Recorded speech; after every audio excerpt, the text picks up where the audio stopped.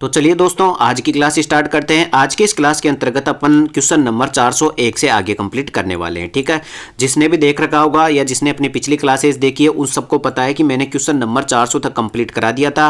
और ये क्वेश्चन कौन से हैं? ये अपनी जो लूसेंट की जो साइंस की बुक चलती है, लूसेंट की जो साइंस की बुक चलती है उसी को अपन वीडियो के माध्यम से कंप्लीट करा रहे हैं। और कैसे करा रहे हैं कि इसमें क्या है, 600 क्वेश्चन तो केमिस्ट्री के वन लाइनर क्वेश्चन है और 600 क्वेश्चन बायोलॉजी के हैं और 600 क्वेश्चन ही फिजिक्स के हैं। ठीक है, तो कुल मिलाकर के सबसे पहले अपन केमिस्ट्री के 600 क्वेश्चन वन लाइनर के माध्यम से लूसेंट की पूरी केमिस्ट्री को कंप्लीट कराएंगे। उसके बाद में आपको 600 क्वेश्चन के माध्यम से पूरी फिजिक्स लूसेंट की कंप्लीट करवाई जाएगी। इसके बाद में 600 क्वेश्चन के माध्यम से आपको बायोलॉजी की पूरी लूसेंट बुक कंप्लीट करवाई जाएगी। तो सबसे पहले अपन ने केमिस्ट्री के 600 क्वेश्चन स्टार्ट किए थे, जिसमें से 400 क्वेश्चन अपन कंप्लीट कर चुके हैं। किन के माध्यम से? 5 या 6 वीडियो के माध्यम से। ठीक है, जिसने भी नहीं देखा है चैनल पर जाओ, प्लेलिस्ट मिल जाएगी आपको लूसेंट बुक कंप्लीट साइंस वाली। ठीक है, उसमें केमिस्ट्री की जो प्लेलिस्ट है उसमें जाना और उसमें 5 या 6 क्लासेस के माध्यम से 400 क्वेश्चन तो कंप्लीट मैंने करवा दिया है। अब बचे हैं 200 क्वेश्चन किसके? केमिस्ट्री के। उसमें आज स्टार्ट करेंगे अपन क्वेश्चन नंबर 401 से। ठीक है, तो जिसने भी नहीं देखा है प्लेलिस्ट में जाकर के देख लेना, या फिर इसी वीडियो के जो डिस्क्रिप्शन होगा उसमें भी मैं लिंक दे दूंगा, वहां से देख लेना। ठीक है, तो बिना किसी देरी के आज का वीडियो स्टार्ट करते हैं। और अगर आपने अभी तक चैनल को सब्सक्राइब नहीं किया तो चैनल को सब्सक्राइब कर दीजिए। आपको फिजिक्स, केमिस्ट्री और बायो किसी भी एग्जाम हो, चाहे आप किसी भी एग्जाम की तैयारी कर रहे हो, चाहे आप एसएससी की एग्जाम की तैयारी कर रहे हो या आरआरबी के एग्जाम की तैयारी कर रहे हो, किसी भी स्टेट एग्जाम की तैयारी कर रहे हो जिसके अंतर्गत साइंस पूछी जाती है, तो ये सभी एग्जाम के लिए एक रामबाण साबित है। आप सबको पता है कि लूसेंट बुक की कितनी पावर होती है। ठीक है, इसका क्वेश्चन बाहर नहीं जाता है, तो सभी एग्जाम के लिए ये वीडियो काफी रहेगा और आपको चैनल को सब्सक्राइब कर देना है। अब बिना किसी देरी के वीडियो स्टार्ट करते हैं। आज का हमारा पहला क्वेश्चन है क्वेश्चन नंबर 401। देखो भाई साहब, यूरिया में नाइट्रोजन की मात्रा कितनी होती है? देखो, पिछली क्लासों के अंतर्गत मैंने यूरिया के बारे में सब कुछ पढ़ाया था। क्या बताया था कि सबसे पहले तो प्रयोगशाला में बनने वाला सबसे पहला कार्बनिक यौगिक कौन सा था? वह यूरिया ही था। ठीक है, पहला कार्बनिक यौगिक जो कि प्रयोगशाला में बनाया गया था वह यूरिया ही था। ठीक है, और यूरिया का रासायनिक सूत्र होता है C+O NH2NH2। ठीक है, यह भी मैंने पढ़ा दिया था। अब आपको अगर एग्जाम में पूछ ले कि यूरिया में जो नाइट्रोजन की मात्रा कितनी होती है, तो नाइट्रोजन की 46% होती है। ध्यान रख लेना, बहुत अच्छा क्वेश्चन है। अगर आ गया एग्जाम में तो आधी से जनता बाहर यही हो जाएगी। ठीक है, तो यूरिया में नाइट्रोजन की मात्रा कितनी होती है? 46% होती है। आगे बढ़े भाई साहब, अगला क्वेश्चन देखो, क्वेश्चन नंबर 402। आलू के लिए अच्छा उर्वरक किसे माना जाता है? देखो, उर्वरक वाला आप चैप्टर पढ़ते हो, खाद और उर्वरक, और उसको आप इतनी आसानी से पढ़ते हो कि मान लो कि इसमें से कोई क्वेश्चन ही नहीं बनेगा। ठीक है, लेकिन ध्यान रख लेना एनसीईआरटी में बहुत कुछ लिखा हुआ है। ठीक है, तो आलू के लिए जो सबसे अच्छा उर्वरक होता है वो होता है अमोनियम सल्फेट। कौन सा होता है? अमोनिया सल्फेट क्या होता है? आलू के लिए सबसे बढ़िया उर्वरक होता है। अब देखो, अपना केमिस्ट्री का जब भी क्वेश्चन आता है एग्जाम के अंतर्गत, कोई सी भी एग्जाम हो, उसमें अधिकतर रासायनिक सूत्र का एक क्वेश्चन आता है कि इसका रासायनिक सूत्र क्या होगा। ठीक है, तो इसमें जैसे कि अमोनिया सल्फेट आ गया, इसका रासायनिक सूत्र बनाओ, तो मैंने पिछली क्लासों के अंतर्गत आपको बनाना सिखाया था। जैसे सबसे पहले तो अमोनिया है, तो अमोनिया के लिए कौन सा हो जाएगा? NH4+ अमोनियम आयन हो जाएगा। ठीक है, सल्फेट के लिए हो जाएगा SO4-2। अब मैंने आपको सिखाया था कि इसके आयन तो इसके टांग पे आ जाएगा, इसका आयन इसके टांग पे आ जाएगा, तो कुल मिलाकर के इसका रासायनिक सूत्र हो जाएगा NH4 2SO4। ठीक है, रासायनिक सूत्र का हर बार एग्जाम में क्वेश्चन आता है। ठीक है, तो एक बार सीख लो, बाकी हो जाएगा। इसके बाद में आगे बढ़ते हैं क्वेश्चन नंबर 403। देखो भाई साहब, अल्फ्रेड नोबेल ने डायनामाइट का आविष्कार कब किया था? देखो, ये तो बहुत डीप हो जाएगा कि इसका आविष्कार कब किया था, लेकिन ये पूछ सकता है कि डायनामाइट का आविष्कार किसने किया था? तो डायनामाइट का आविष्कार किया था अल्फ्रेड नोबेल ने। किसने किया था? अल्फ्रेड नोबेल ने। और कब किया था?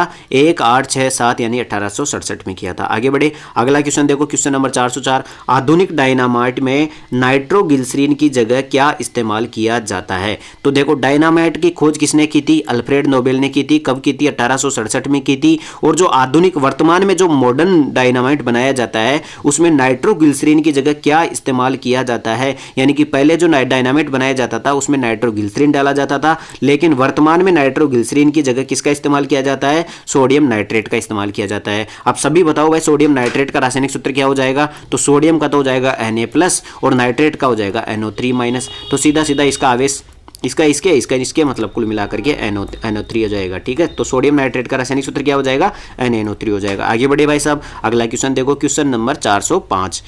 ट्राई नाइट्रोफिनोल यानी टीएनपी को अन्य किस नाम से जाना जाता है? देखो वेरी वेरी इंपॉर्टेंट क्वेश्चन है, कई बार एग्जाम में सीधा भी पूछा जाता है कि पिक्रिक एसिड का रासायनिक सूत्र क्या होता है। तो पिक्रिक जो अम्ल होता है वो होता है ट्राई नाइट्रोफिनोल, यानी कि अब देखो इसका अगर अपन रासायनिक सूत्र बनाने की कोशिश करें या डायग्राम, तो देखो सबसे पहले तो फिनोल बोला इसने, तो ये हो गया भाई साहब अपना फिनोल, ठीक है। बेंजीन के ऊपर OH लगा देते हैं तो उसको फिनोल बोला जाता है। अब बोल रहा है कि ट्राई नाइट्रो यानी 3 नाइट्रो है इस पर, ठीक है, 3 नाइट्रो है तो ये हो जाएगा NO2 समूह, ये हो जाएगा NO2 मतलब 3 जगह NO2 समूह लगा दो। एक सेकंड, देखो ये हो गए बेंजीन, इसके बाद में देखो ये हो गया OH। अब ट्राई नाइट्रो है तो ट्राई नाइट्रो लगा दो भाई साहब, NO2 और NO2, ये हो जाएगा किसका? पिक्रिक एसिड का रासायनिक सूत्र, ठीक है। तो ट्राई नाइट्रोफिनोल ये क्या होता है? पिक्रिक एसिड होता है। अगला क्वेश्चन देखो, क्वेश्चन नंबर 406, RDX का पूर्ण रूप क्या होता है? आपने खूब सुना होगा RDX के बारे में, जो संजय दत्त पकड़े गए थे वो भी RDX के मामले में पकड़े गए थे। तो RDX का मतलब क्या होता है? RDX की फुल फॉर्म क्या होती है? तो RDX की फुल फॉर्म होती है रिसर्च एंड डेवलपमेंट एक्सप्लोजिव, ठीक है, रिसर्च एंड डेवलपमेंट एक्सप्लोजिव, ठीक है, वो वाला RDX नहीं है, आप गलत समझ गए। अब आगे बढ़ते हैं क्वेश्चन नंबर 407 में। देखो भाई साहब, RDX का रासायनिक नाम क्या है? तो RDX का रासायनिक नाम क्या है? साइक्लोट्राइमिथाइलिन ट्राइनाइट्रोमाइन, ठीक है, एक बार याद रख लेना, इतना इंपॉर्टेंट नहीं है, बहुत ज़्यादा हार्ड हो जाएगा नीट जैसे एग्जाम के लिए, ठीक है, उसके लिए जाएगा ये क्वेश्चन। अगला क्वेश्चन पढ़ते हैं, क्वेश्चन नंबर 408। देखो भाई साहब, किसे प्लास्टिक विस्फोटक भी कहा जाता है? तो ये RDX जो होता है इसको प्लास्टिक विस्फोटक भी कहा जाता है, ठीक है। इसके बाद में अगला क्वेश्चन, RDX को अमेरिका में किस नाम से जाना जाता है? यानी कि RDX को अमेरिका में किस नाम से जाना जाता है? तो इसको साइक्लोनाइट कहा जाता है, ठीक है, अमेरिका में क्या जाना जाता है? साइक्लोनाइट कहा जाता है। तो ये RDX से रिलेटेड जितने भी क्वेश्चन है वो एक साथ है आपके, ठीक है। अगला क्वेश्चन देखो, RDX में तापमान व आग की गति को बढ़ाने के लिए क्या मिलाया जाता है? तो RDX में टेम्परेचर और आग की गति को बढ़ाने के लिए एल्यूमिनियम का चूर्ण मिलाया जाता है। क्या मिलाया जाता है? एल्यूमिनियम का चूर्ण मिलाया जाता है। आगे बढ़ते हैं, अगला क्वेश्चन, क्वेश्चन नंबर 411 RDX के बारे में। RDX की खोज किसने की थी? तो हेस हेनिंग ने की थी। किसने की थी? हेस हेनिंग ने की थी। अब देखो अपन RDX के बारे में तो अधिकतर जानते भी नहीं है, लेकिन RDX के बारे में जितने भी क्वेश्चन है वो सारे के सारे मैंने क्वेश्चन नंबर 406 से लेकर के 411 तक कंप्लीट करवा दिए, यानी कि 6-7 क्वेश्चन बनते हैं इसके, वो सारे के सारे कंप्लीट करवा दिए। अब पढ़ते हैं very very important question number 412। देखो भाई साहब, क्वेश्चन नंबर 412 है, बारूद यानी कि जो गन पाउडर होती है इसकी खोज किसने की थी? तो गन पाउडर की खोज की थी रोजर बैंकन ने। किसने की थी? रोजर बैंकन ने। देखो इसकी खोज तो नहीं पूछेगा, लेकिन इसके बारे में आगे और पूछेगा। देखो अगला क्वेश्चन देखो, क्वेश्चन नंबर 413, गन पाउडर बनाने में किसका प्रयोग किया जाता है? वेरी वेरी वेरी इंपॉर्टेंट, कई बार एग्जाम में पूछा हुआ है कि जो गन पाउडर होता है यानी बारूद होता है, इसको बनाने में किसका प्रयोग किया जाता है? तो पोटेशियम नाइट्रेट का इस्तेमाल किया जाता है, ठीक है। किसका इस्तेमाल किया जाता है? पोटेशियम नाइट्रेट का इस्तेमाल गन पाउडर बनाने में किया जाता है। अब पोटेशियम नाइट्रेट का रासायनिक सूत्र बताओ भाई। पोटेशियम का हो जाएगा K+NO3 का हो जाएगा, और नाइट्रेट का हो जाएगा NO3-, तो सीधा सीधा KNO3 हो जाएगा, ठीक है। तो पोटेशियम नाइट्रेट का रासायनिक सूत्र KNO3 हो जाएगा, गन पाउडर के बनाने में निर्माण में किया जाता है, ठीक है। अगला क्वेश्चन भाई साहब, क्वेश्चन नंबर 414। देखो अभी तक अगर आपने चैनल को सब्सक्राइब नहीं किया तो चैनल को सब्सक्राइब कर दीजिए। आपको 1800 क्वेश्चन के माध्यम से, टोटल 1800 क्वेश्चन के माध्यम से फिजिक्स, केमिस्ट्री और बायोलॉजी तीनों की तीनों लूसेंट बुक की कंप्लीट करवाई जाएगी। सबसे पहले अपन ने लूसेंट बुक स्टार्ट कर रखी है, आप सबको पता है, ठीक है। तो फटाफट से चैनल को सब्सक्राइब कर दो। अब देखो क्वेश्चन नंबर 414 है, कैमरा या दूरबीन का लेंस बनाने के लिए किस कांच का इस्तेमाल किया जाता है? तो कैमरा या जो दूरबीन का लेंस होता है उसका जो कांच होता है उसको बनाने में फ्लिंट कांच का इस्तेमाल किया जाता है। कौन से कांच का?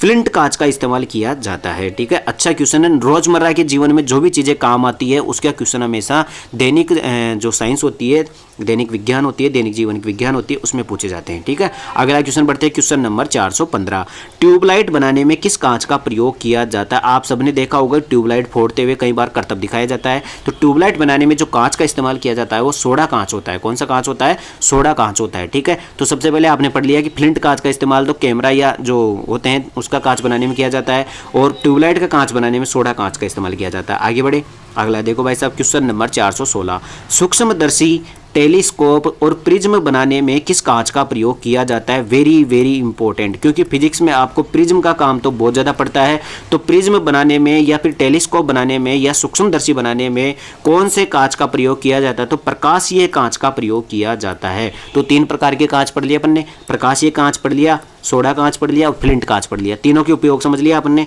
जिसमें सबसे इंपॉर्टेंट है ये प्रकाशीय कांच, ठीक है। इसका इस्तेमाल प्रिज्म में और सूक्ष्मदर्शी में इनमें किया जाता है। आगे बढ़े भाई साहब, क्वेश्चन नंबर 417 देखो। 417, धूप चश्मों के लेंस बनाने में किस कांच का प्रयोग किया जाता है? Very very important. अपन सभी सन ग्लासेज लगाते हैं और अपने दैनिक जीवन में काम आने वाली चीज़ है। तो जो सन ग्लासेज होती है, धूप के जो चश्मे होते हैं, इनका जो लेंस बनाया जाता है वह कौन से कांच का बनाया जाता है? तो ये क्रुक्स कांच का बनाया जाता है। कौन से का? क्रुक्स कांच के इस्तेमाल किया जाता है किसमें? सन ग्लासेज का कांच बनाने में, ठीक है। सन ग्लासेज में कौन से ग्लास का इस्तेमाल किया जाता है? क्रुक्स कांच का इस्तेमाल किया जाता है, ठीक है। ये कांच हो गया। आगे बढ़ते हैं भाई साहब, क्वेश्चन नंबर 418 देखो। साधारण कांच किसका ठोस मिश्रण होता है? जो नॉर्मल जो कांच होता है, अपन जो नॉर्मल जिंदगी में देखते हैं साधारण कांच, वो किसका ठोस मिश्रण होता है? तो ये सिलिका होता है इसमें, और इसमें एक सोडियम सिलिकेट भी होता है और कैल्शियम सिलिकेट भी होता है। तो कुल मिलाकर के 3 चीजों का मिश्रण होता है कौन? साधारण कांच। कौन कौन सा? सिलिका हो जाएगा, सोडियम सिलिकेट हो जाएगा और कैल्शियम सिलिकेट हो जाएगा। आगे बढ़े भाई साहब, क्वेश्चन नंबर 419 देखो। क्वेश्चन नंबर 419 है, सस्ते आभूषण बनाने में किस मिश्र धातु का प्रयोग किया जाता है? देखो आपने सबने देखा होगा, कई बार नकली सोना होता है, नकली चांदी होती है, सस्ते आभूषण बनाए जाते हैं जो कि मतलब रियल के जैसे दिखाई देते हैं लेकिन होते रियल नहीं है, ठीक है। तो सस्ते आभूषण बनते हैं ना, उसमें कौन सी मिश्र धातु का इस्तेमाल किया जाता है? तो उसमें रोल्ड गोल्ड और डच मेटल का इस्तेमाल किया जाता है। कौन से का? रोल्ड गोल्ड और डच मेटल का इस्तेमाल किया जाता है। सस्ते आभूषण की मिश्र धातु है कौन सी? रोल्ड गोल्ड और डच मेटल। देखो एग्जाम में कई बार पूछा हुआ है कि जो रोल्ड गोल्ड होता है इसमें गोल्ड कितना % होता है? तो 0% होता है। देख लो भाई साहब, गोल्ड नाम है लेकिन इसमें गोल्ड ही नहीं है बिल्कुल भी, ठीक है। अगला क्वेश्चन बढ़े, क्वेश्चन नंबर 420 देखो भाई साहब। जोड़ों में टाका लगाने में किस मिश्र धातु का प्रयोग किया जाता है? तो जोड़ों में यानी कि जो अपने जोड़े होते हैं, कोई सा भी जॉइंट होता है, वहां पर टाका लगाने में कौन सी मिश्र धातु का इस्तेमाल किया जाता है? तो उसमें टाका जो मिश्र धातु है उसी का इस्तेमाल किया जाता है, सोल्डर, ठीक है। इसके बाद में आगे बढ़े, क्वेश्चन नंबर 421 देखो भाई साहब। हवाई जहाज का ढांचा बनाने में किस मिश्र धातु का प्रयोग होता है? वेरी वेरी इंपॉर्टेंट, कई बार एग्जाम में पूछा हुआ है कि जो हवाई जहाज होती है उसका जो ढांचा बनाया जाता है वो ढांचा कौन सी मिश्र धातु का बना होता है? तो वो मैग्नीशियम और ड्यूरालुमीन का बना होता है। किसका बना होता है? मैग्नीशियम और ड्यूरालुमीन का बना होता है, ठीक है। तो ये जो अपना चैप्टर अभी जो क्वेश्चन चल रहे हैं वर्तमान में, ये सारे के सारे मिश्र धातुओं के उपयोग के बारे में पढ़ रहे हैं अपन, ठीक है। धातु, अधातु और मिश्र धातु जो चैप्टर होता है उसमें मिश्र धातुओं का उपयोग होता है, उसके क्वेश्चन है सारे के सारे अभी तक फिलहाल, ठीक है। अगला क्वेश्चन बढ़ते हैं, क्वेश्चन नंबर 422।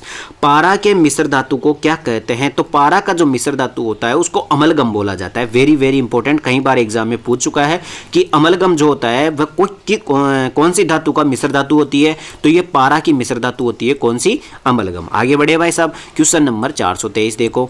इस्पात को उच्च ताप पर गर्म करके धीरे धीरे ठंडा करने की विधि को क्या कहते हैं? जो इस्पात होता है उसको अपन उच्च ताप पर गर्म करते हैं और फिर बाद में धीरे धीरे ठंडा करते हैं, इस विधि को कहा जाता है एनीलिंग। क्या कहा जाता है? एनीलिंग कहा जाता है किसको? इस्पात को गर्म करके ठंडा करना। अगला बढ़ते हैं, क्वेश्चन नंबर 424। किस रासायनिक पदार्थ को लाल दवा के नाम से जाना जाता है? वेरी वेरी वेरी इंपॉर्टेंट, कई बार एग्जाम में सीधा सीधा पूछा जाता है कि लाल दवा का रासायनिक सूत्र बताओ। तो यह होता है पोटेशियम परमैंगनेट। क्या होता है?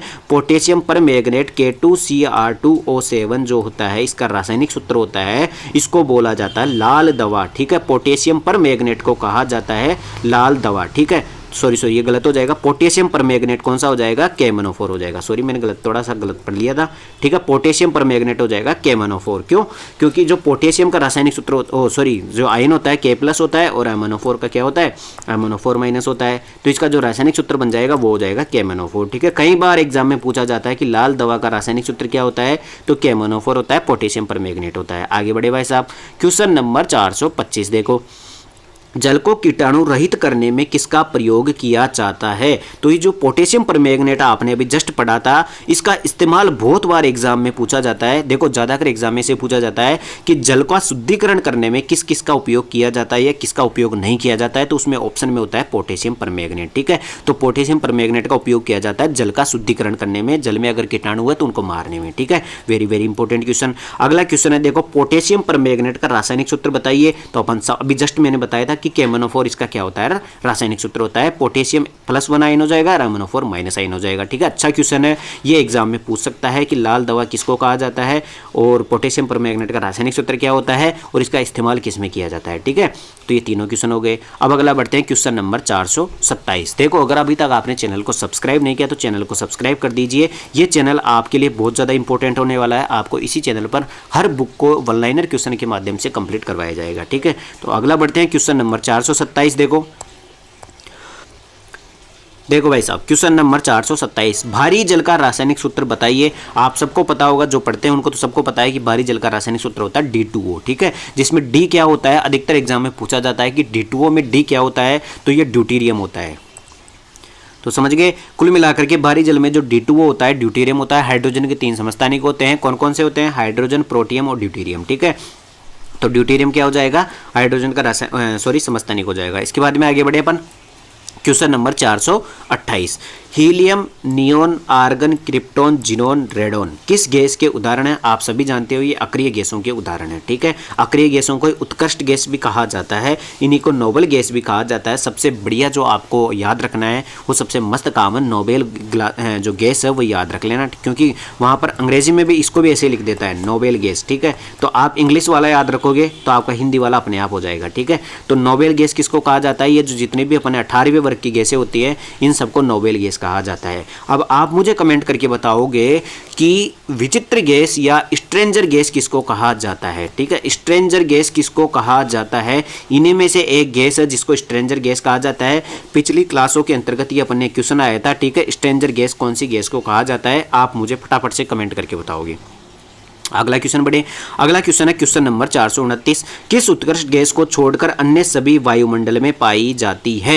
तो ध्यान रख लेना, अपने जो उत्कृष्ट गैसें पढ़ी थी अभी जस्ट नोबेल गैसें पढ़ी थी, उनमें से रेडोन को छोड़ करके, केवल और केवल रेडोन को छोड़ करके वायुमंडल में सभी गैसें पाई जाती है। रेडोन वायुमंडल में नहीं पाई जाती है। Very very very important question है। ठीक है, आगे बढ़े, अगला क्वेश्चन है 430वां क्वेश्चन, निम्न तापीय प्रौद्योगिकी यानी कि जो क्रायोजेनिक टेक्नोलॉजी होती है में प्रयुक्त की जाने वाली कौन सी गैस है, तो उसमें होती है फ्रेंसियम गैस। ठीक है, नया सा क्वेश्चन है, एक बार पढ़ लेना। ठीक है, आगे बढ़ते हैं, अगला क्वेश्चन 431वां क्वेश्चन, क्वेश्चन नंबर 431, पटाखों के निर्माण में किसका प्रयोग किया जाता है। वेरी वेरी इंपॉर्टेंट, कहीं बार अपने SSC के एग्जाम में पूछा हुआ है कि पटाखों के निर्माण में कौन सी गैस का प्रयोग किया जाता है, किसका प्रयोग किया जाता है, तो इसमें श्वेत फास्फोरस का प्रयोग किया जाता है। देखो, फास्फोरस 2-3 प्रकार का होता है, उसमें जो सफ़ेद फास्फोरस होता है इसका इस्तेमाल किया जाता है पटाखों के निर्माण में। ठीक है, आगे बढ़े, अगला क्वेश्चन, क्वेश्चन नंबर 432, फोटोकॉपी की मशीन में प्रयुक्त की जाने वाली तत्व कौन सा होता है। जो फोटोकॉपी की मशीन होती है, अपनी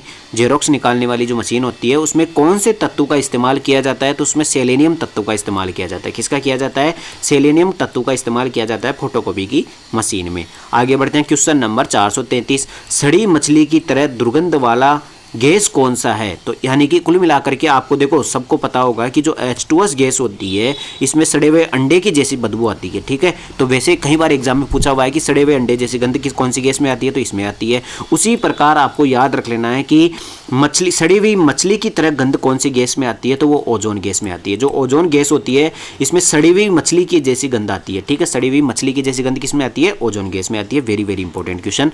अगला क्वेश्चन है क्वेश्चन नंबर 434, फ्लिसिंग टाइप में कौन सी गैस प्रयुक्त किया जाती है। जो फ्लसिंग टाइप होता है उसमें हाइड्रोजन गैस का इस्तेमाल किया जाता है। अगला क्वेश्चन, क्वेश्चन नंबर 435, कृत्रिम हीरा किसे कहा जाता है। Very very important question. आप सबको पता है कि हीरा तो एक अपरूप होता है कार्बन का, लेकिन जो कृत्रिम अपरूप होता है, यानी कि जिस हीरे को अपन खुद बनाते हैं कृत्रिम अपरूप, कृत्रिम हीरा, उसका रासायनिक सूत्र होता है सिलिकॉन कार्बाइड। किसका होता है, सिलिकॉन कार्बाइड का इस्तेमाल, उसको क्या कहा जाता है, इसको कहा जाता है कृत्रिम हीरा। ठीक है, कृत्रिम हीरा सिलिकॉन कार्बाइड हो जाएगा। अगला क्वेश्चन बढ़ते हैं, question number 436, flowers of sulphur एवं मिल्क सल्फर के नाम से प्रसिद्ध सल्फर का अपर रूप कौन सा है, तो अल्फा सल्फर। कौन सा हो जाएगा, अल्फा सल्फर जो होता है इसको क्या कहा जाता है, फ्लावर्स ऑफ सल्फर भी कहा जाता है या मिल्क सल्फर भी कहा जाता है। ठीक है, ये दोनों उपनाम हो गए किसके, अल्फा सल्फर के। आगे बढ़े, अगला क्वेश्चन देखो, क्वेश्चन नंबर 437। किस हेलोजन का उपयोग कीटनाशक एवं दर्द निवारक औषधियों के रूप में किया जाता है?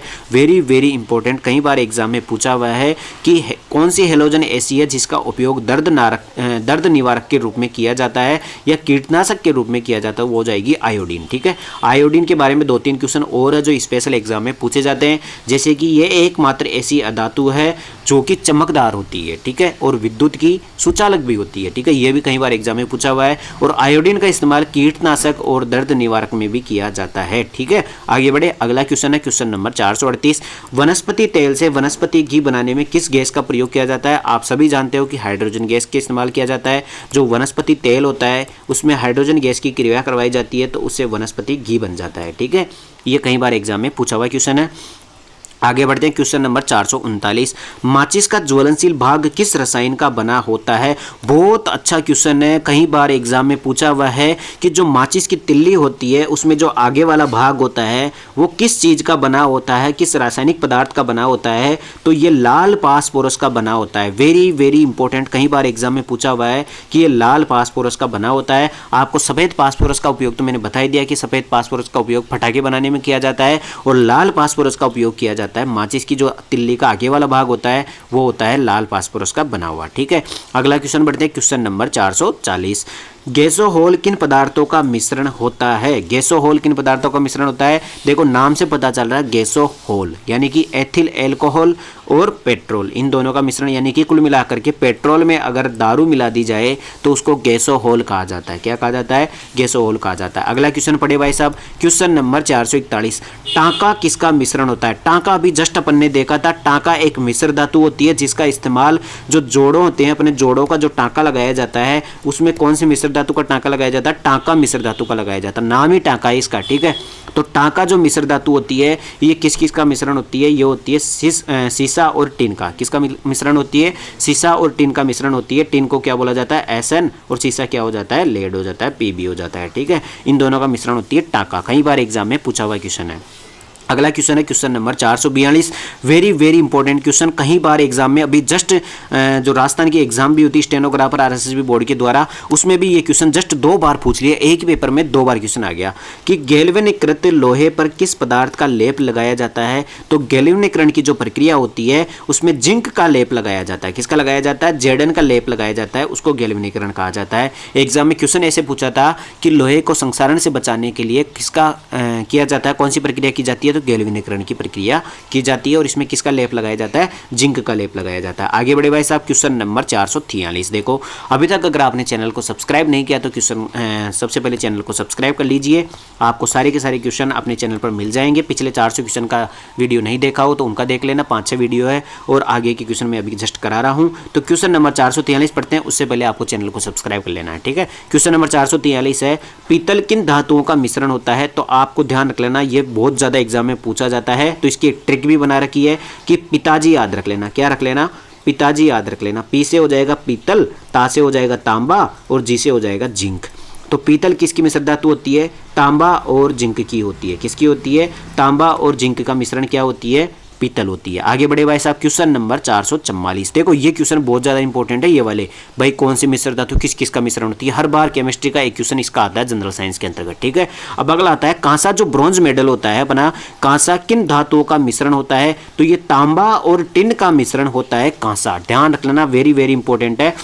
आपको देखो पीतल में तो तांबा और जिंक याद रखना है और कांसे में तांबा और टीन याद रख लेना है। ठीक है, तो कांसा कौन कौन किस किस का मिश्रण होता है? तांबा और टीन का होता है। ठीक है, आगे बढ़े भाई साहब, क्वेश्चन नंबर 445। देखो कांसे को याद कैसे रखोगे आप? भाई ब्रॉन्ज मेडल किसको मिला? टीटी को मिला। किसको मिला? टीटी को मिला, यानी तांबा और टिन को मिला। ठीक है, आगे बढ़ते हैं, क्वेश्चन नंबर 445। देखो स्टील को कठोरता प्रदान करने के लिए उसमें क्या मिलाया जाता है? जो अपनी स्टील होती है उसको मजबूत बनाने के लिए, उसको कठोर बनाने के लिए उसमें क्या मिलाया जाता है? कार्बन की मात्रा मिलाई जाती है थोड़ी बहुत, जिससे वो मजबूती आ जाती है उसमें, क्योंकि बंद बना लेता है। आगे बढ़ते हैं, क्वेश्चन नंबर 446। जंग रहित लोहा बनाने में कौन सी धातु प्रयुक्त की जाती है। अब देखो क्या होता है कि अपना जो प्योर लोहा होता है उस पर जंग लगने की बहुत ज़्यादा प्रक्रिया होती है, बहुत ज़्यादा डर रहता है। तो लोहे पर जंग ना लगे उसके लिए क्या करते हैं कि लोहे के अंतर्गत क्रोमियम मिलाई जाती है। कौन सी धातु मिलाई जाती है? क्रोमियम मिलाई जाती है। किसमें? लोहे के अंतर्गत, जिससे वो जंग रहित लोहा बन जाता है। क्या बन जाता है? जंग रहित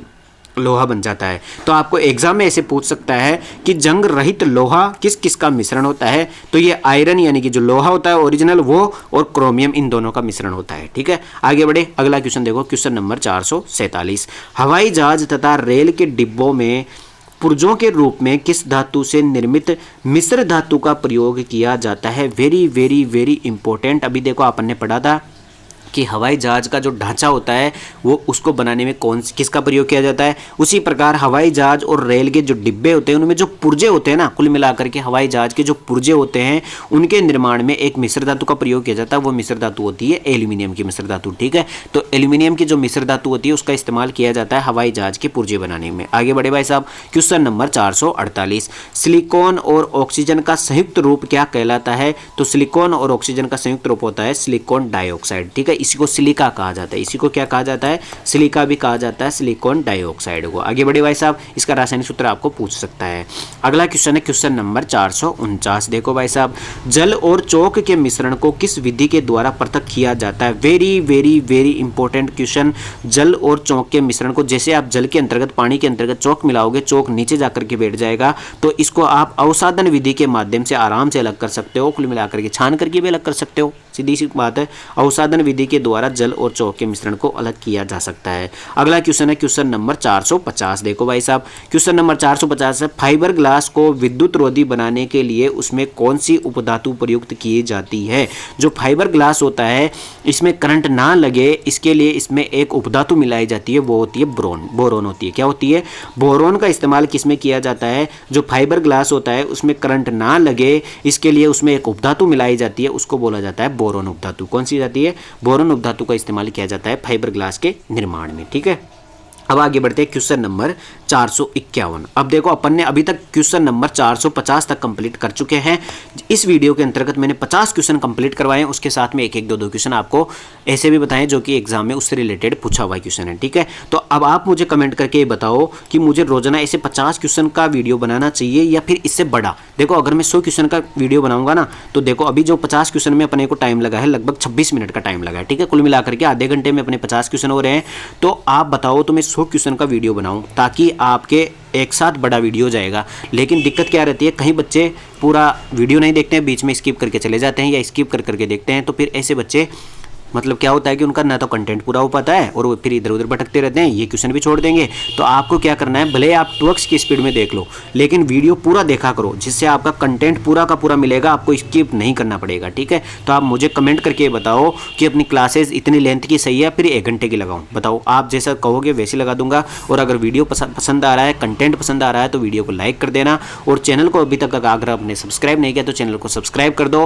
पिछले वीडियो नहीं देखे हैं 400 क्वेश्चन के, उन क्वेश्चनों के वीडियो देख लेना। प्लेलिस्ट में जाकर के आपको प्लेलिस्ट मिल जाएगी Lucent book science complete chemistry की। ठीक है, उसके देख लेना।